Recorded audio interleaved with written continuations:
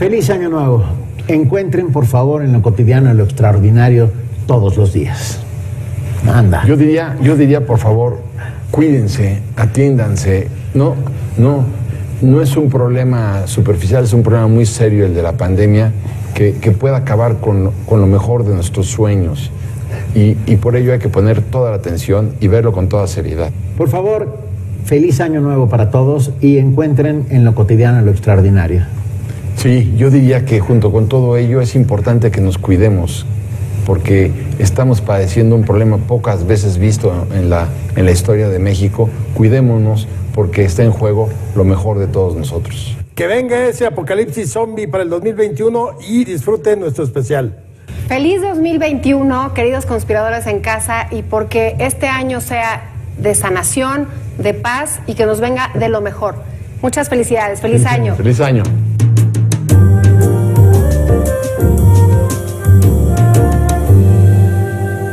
Lo curioso es que estuve tratando de investigar, digamos, por qué razón esos 5 jóvenes tienen la misma filiación.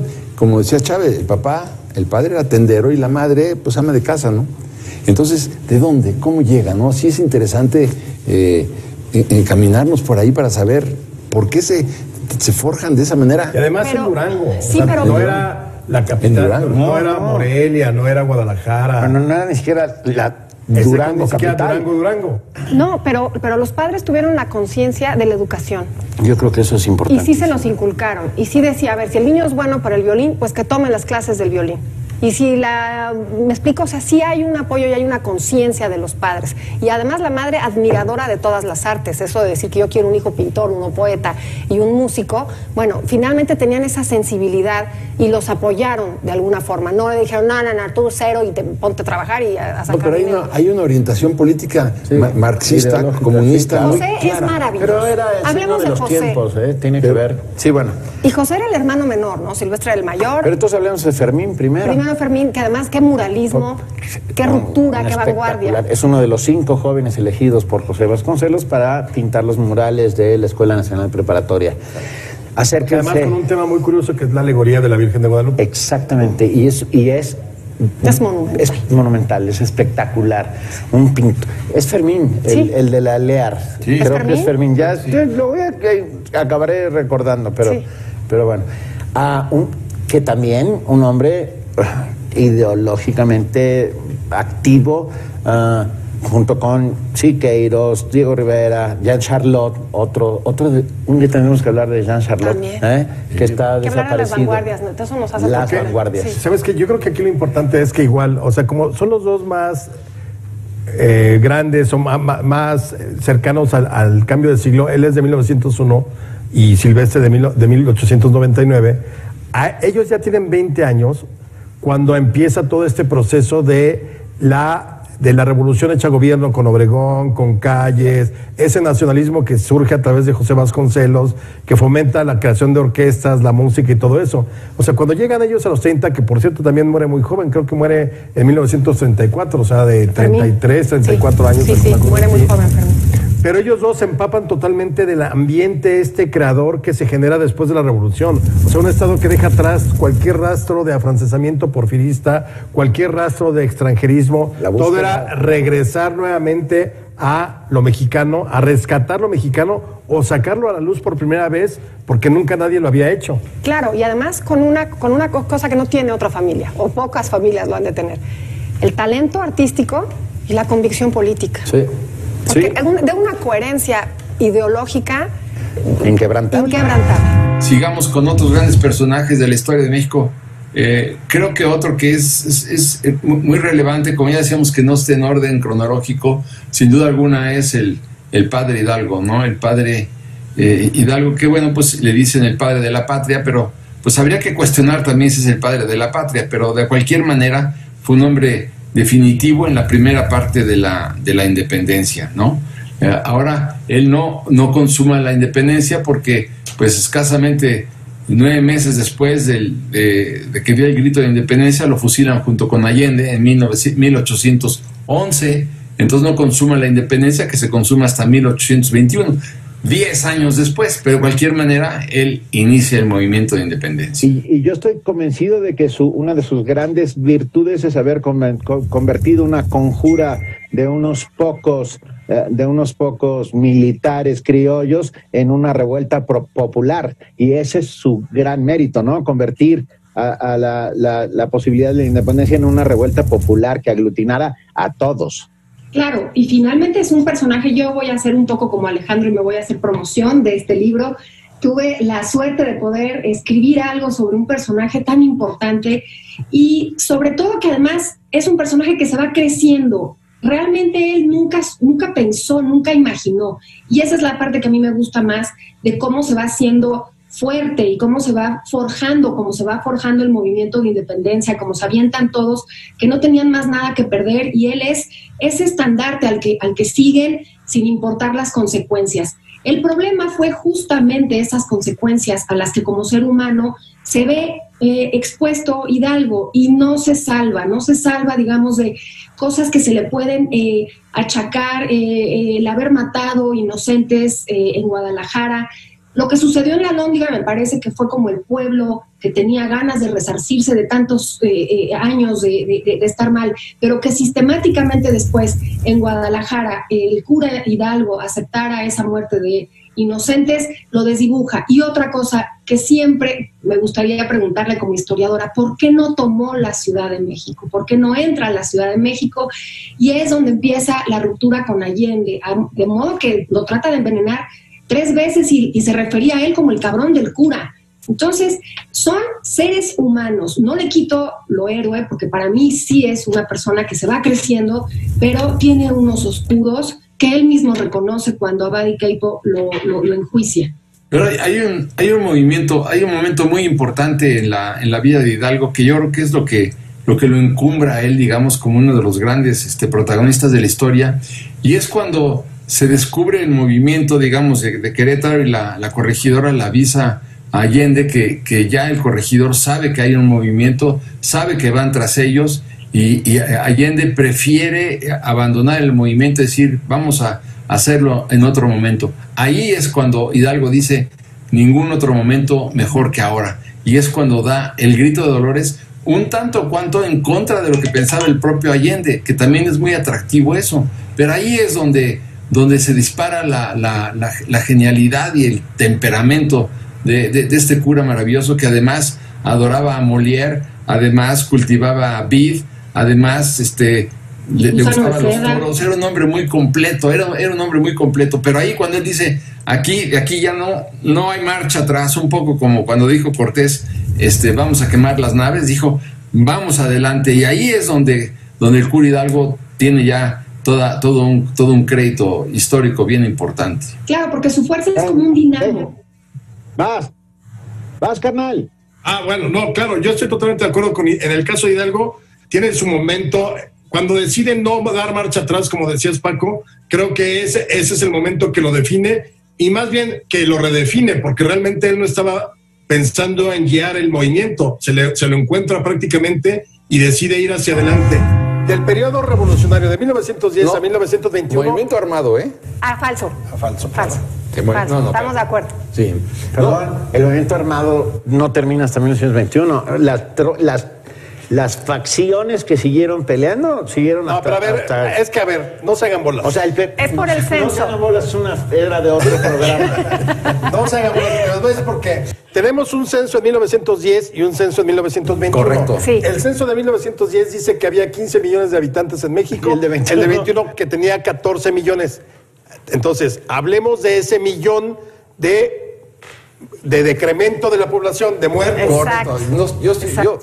Mi aseveración fue si en la Revolución Mexicana murieron 1 millón de personas. Peleando. Como consecuencia, sí, No. de peleando. Falso, a balazos. mentira, es una mentira. Sí. Falso. No había manera. Si tú tomas en cuenta, digamos, las tropas que se enfrentaron en Torreón, en Zacatecas, en Celaya, 500 muertos, 300 Digo, muertos. no había manera de reunir. Hablando de pandemias, la influenza española, 500,000 personas de ese millón murieron por esa enfermedad. Y otros tantos que se fueron a vivir a los Estados Unidos, También. tanto por Pero la era, influenza como por era la 2 años antes.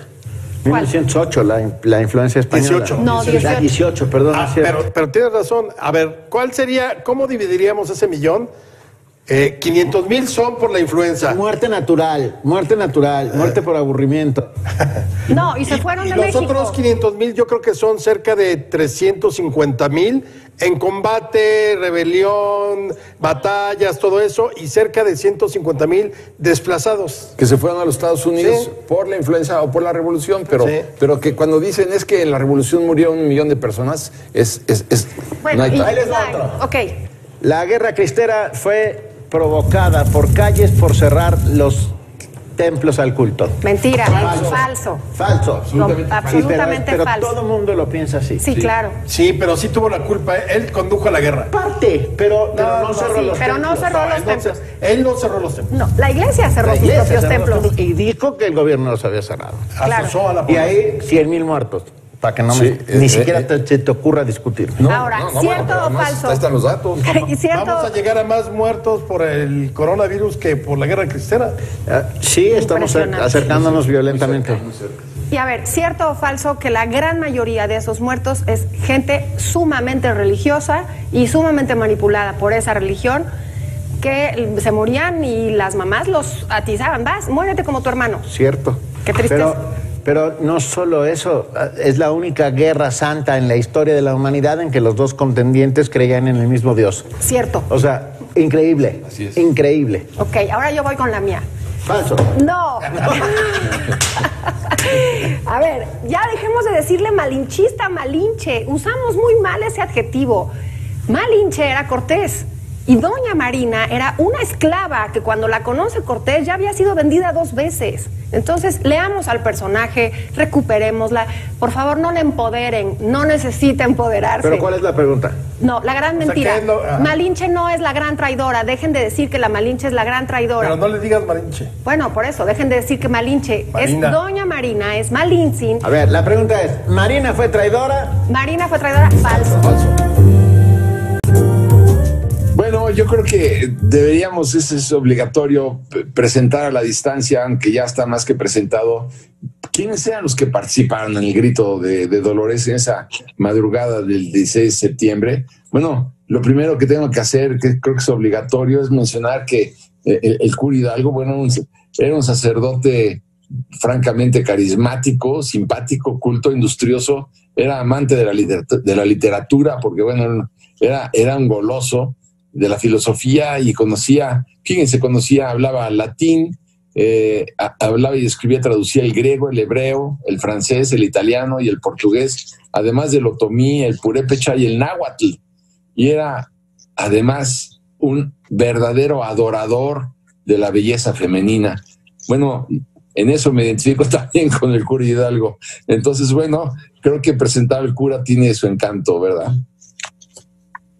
Claro, es un personaje que a mí me parece que es un hombrón, imaginármelo en la década de los 60, un gran jinete, o sea, en sus 60 años, que era pleno, fuerte, gran jinete, un hombre muy sensible también a las necesidades de los que menos tenían, porque les decía, al diablo las reglas, los enseño a tener una pequeña industria en sus parcelas, les enseñó a los indios a sembrar moreras para la seda, incluso cultivaba la vid, que bueno, no estaba permitido para los sacerdotes, para el vino de consagrar, pero él literalmente les enseñó a tener un oficio o alfarería o cestería. Era un hombre que iba a los llanos, a todos los lugares recónditos, a los pueblos donde le necesitaban, pero sí con una convicción, y esa es la parte del humano, del hombre, que a mí me gusta mucho rescatar. Y es ahí donde los conspiradores criollos dicen, necesitamos a una figura como el cura Hidalgo para que también encabece este movimiento. Me pregunta Isabel, ¿andarías con alguien de 57 años en esas características? ¡Claro! Por supuesto que sí. ¿Siendo cura? Absolutamente. ¿Siendo cura? Cura, 57 años. Bueno, lo de cura está por verse, porque hoy en día toma una dimensión distinta. No creo que exista un cura que ahora siga siendo cura y quiera tener una relación, pero en esa época que era muy común que tus hijos... Hoy es más que común. No, ya no lo harían, ya no tienen la necesidad necesidad, la verdad. Yo creo que hoy vivimos una libertad muy, muy grande, pero sí lo haría, sí, por supuesto que sí. Pero lo verdaderamente importante es que muy pronto se dieron cuenta de que el cura Hidalgo podía congregar multitudes, que le daba el sentido social a esta conjura hecha por criollos, ¿no? Que era el vínculo necesarísimo con el pueblo, porque sin el pueblo era imposible pensar ni siquiera en un movimiento de independencia. Pero fíjate, este cura mágico, porque para mí era un cura mágico, bueno, él logró refutar los principios filosóficos de Santo Tomás, toda esta filosofía tomista, él lo refuta, dice es falso, pero además hace representaciones de las obras de Molière, les enseña a cultivar el vino en esa zona del Bajío que hoy es tan próspera, el gran granero de la nación, y en fin, era pues un gran dramaturgo, le gustaba la actuación de teatro, o sea, era un hombre realmente muy completo, ¿no? El término mestizo es ya referido a las castas. Y es hasta el siglo XVIII, ya incluso cuando viene todo esto de asunto de las reformas borbónicas, cuando empezamos a ver esa diferenciación de castas que era español, criollo, mestizo, y luego todas las mulatos, salta para atrás, tente en el aire, lobo y 18,000 castas, y por ahí están los cuadros. Por eso te digo que no hay una concepción de soy Cortés, tuve un hijo con Marina y ahora tengo el primer mestizo de la Ciudad de México. No, yo creo que exactamente sacamos de contexto el término para explicar o tratar de explicar ese encuentro entre los pueblos indígenas en primera instancia y los españoles, y luego las sucesivas migraciones que hubo, pocas en la época virreinal, pero también incluiría una tercera línea que es muy importante, que es la de los negros que llegan como esclavos a lo que es el territorio novohispano. Pero perdón, lo que pasa con Cortés y la Malinche es algo que era común, no nada más en Mesoamérica, sino en todas partes del mundo. Cuando tú ganas o cuando quieres hacer alianzas entre reinos, pues lo haces a través de la mezcla sanguínea, lo haces a través de ese mestizaje. Entonces, finalmente eso fue lo que Cortés hace cuando, digamos, la hija que tiene con Tecuichpo, que es la hija de Moctezuma, era un uso común en la historia de la humanidad, ese intercambio de linajes. Antes que eso, Chave, en Zempoala, pues le regalan a Cortés 12 doncellas, ¿no? Se las regalan. Bueno, hay que ver también en las crónicas de Bernal del Castillo, pues él tenía un harem, no sé si eran 15 o 20 mujeres, ¿no? Y claro, pues y ahí es donde nace también todo un concepto de resentimiento, porque, a ver, quisiera yo llegar a eso, porque, bueno, pues están los criollos, que son los hijos de los españoles, pero después están ya los mestizos, que son los hijos de los españoles con una mujer aborigen. Entonces se quedan como generación sándwich, por decirlo de alguna manera, entre los indios y entre los criollos. Entonces los criollos no quieren saber de los mestizos porque los consideran inferiores, no les dejan inclusive participar en... Pero es clasismo. Claro. Sí, bueno, pero eso ya es muy al final, porque tienes un virreinato de 300 años que además a rajatabla el rey dice todos son novohispanos. Fíjate, porque el tema de los cuadros de casta se le da como mucha importancia, y no, el día a día, lo cotidiano era todos son novohispanos. Bueno, todos pertenecen a Nueva España, son ciudadanos. Hasta el siglo XVIII finales. Porque acuérdate que incluso existió dentro de las reformas borbónicas esta cosa que se llamaba la pragmática de matrimonios. Sí. No se permitía el matrimonio entre desiguales. Para que veas cómo ahí sí. Ahí ya cambia. Sí, y estamos hablando, quizá los últimos 25 años del siglo XVIII, ahí sí permeó muchísimo este clasismo a través de las castas. Pero yo coincido contigo, o sea, yo creo que el resentimiento es una construcción, me atrevería incluso a decir que es del siglo XX.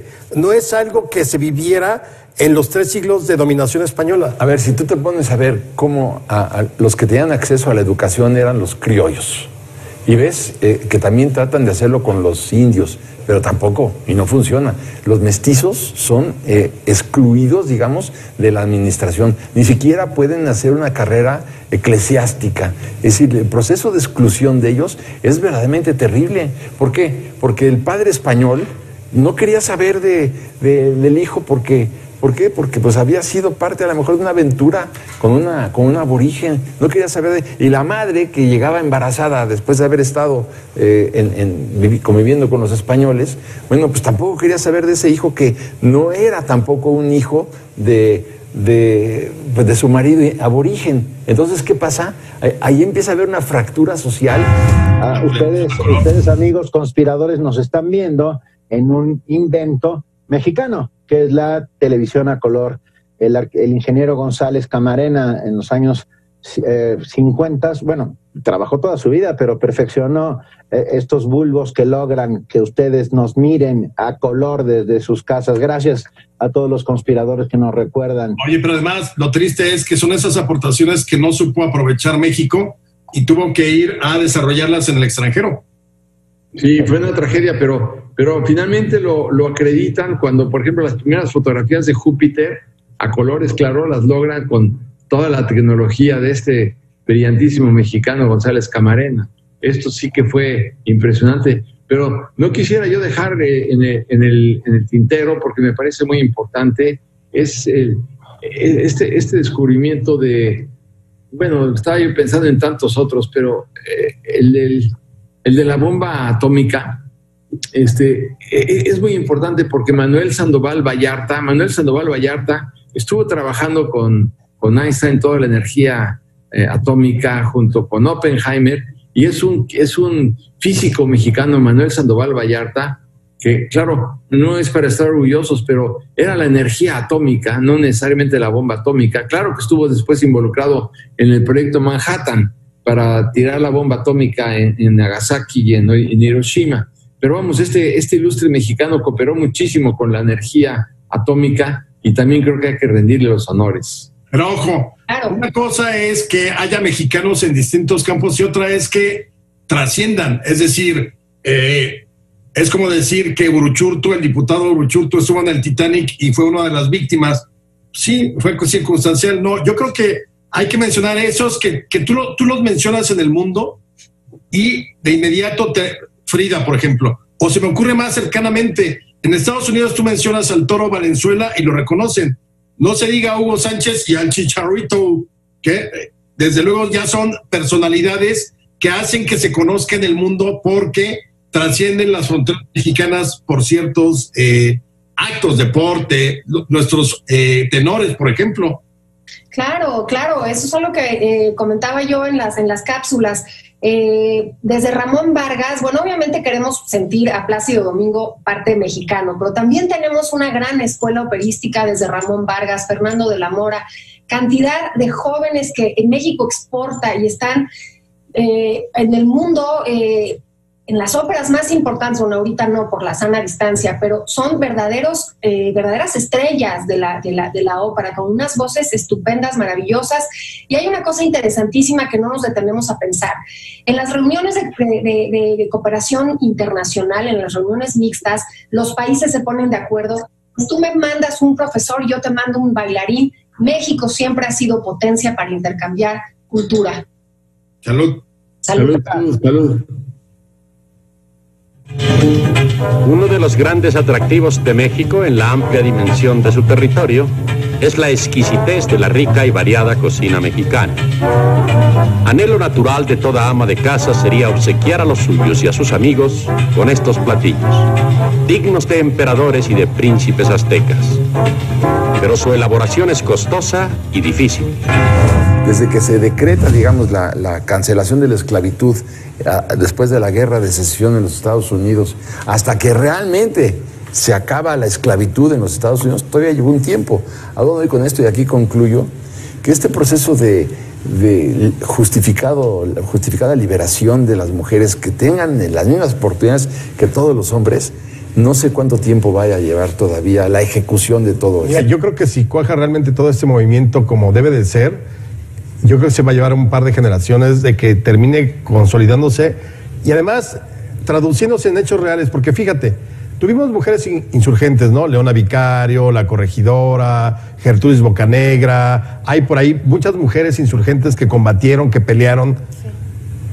¿Hay alguna mención a ellas en los sentimientos de la nación? Creo que no. No. ¿Hay alguna mención allá en la Constitución de Cádiz? No. Luego vienen las que defendieron a la patria en el 47, guerrilleras, o con Juárez, por ahí está Agustina Ramírez, la que da los 12 hijos a la causa, ahí está la esposa de uno de los generales, creo que Vicente Riva Palacio, o Solórzano, no me acuerdo, de Nicolás Régules. Igual, defensora de la República. ¿Hay algo en las leyes de reforma? No. O sea, realmente empiezas a ver, ya cuando empiezas a ver, quizá una posibilidad mínima es en la revolución, porque hay activistas, porque hay mujeres que se suman al antireeleccionismo, pero ni siquiera la Constitución del 17 les otorga una igualdad jurídica. Es increíble, y acabas de mencionar varios personajes. Por ejemplo, la Güera Rodríguez. Es increíble que en el siglo XX, Artemio de Valle Arizpe se avienta una biografía completamente almibarada de una mujer que no era así, y la justifica, porque además de ponerla como casquivana, guapísima, lo que fuera, al final la convierte en una dulce madre y una dulce mujer que se reivindica de esa forma. No lo puedes creer que en el siglo XX le haga eso Artemio de Valle Arizpe a la Güera Rodríguez. Luego vamos a mujeres en la reforma, y tampoco se les toma en cuenta. En la guerra contra Estados Unidos, en la invasión francesa, lo único que pasa es que si la esposa de Bazán, ¿cómo se llamaba esta mujer? Pepita la Peña. Que sí daba en los eventos y demás. Tampoco hubo una posición realmente hacia sus actividades. Lo que tenemos con este tipo de biografías de mujeres es lo mismo de siempre, almibaradas, justificadas, dulces madres de la patria. Por Dios, no. O por otro lado, tratadas por la literatura del siglo XIX, particularmente heroínas trágicas o consortes o amantes despechadas, que todas terminan mal, ¿no? Sí. Madame Bovary, Ana Karenina, o sea, Antonieta Rivera. Pero ¿por qué tendrían que ser esas biografías distintas si lo que vivías era eso? Es decir, cuando tú lees a Artemio, pues Artemio no iba a pensar, ojalá la liberación femenina, porque insisto, yo creo que ha sido parte de la evolución social, la propia liberación de la mujer, porque la propia mujer es la que se ha liberado. ¡Feliz año nuevo! ¡Feliz año, chicos! ¡Feliz año por las uvas!